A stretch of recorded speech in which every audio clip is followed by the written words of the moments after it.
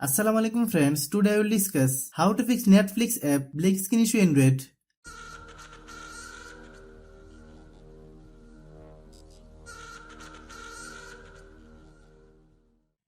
Click settings.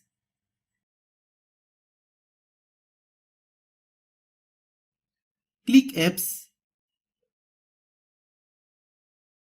Click app management.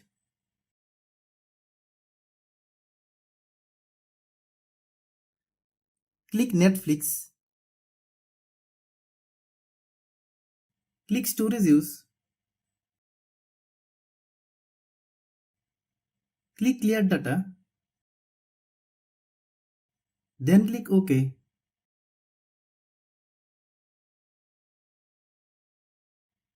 Click force stop.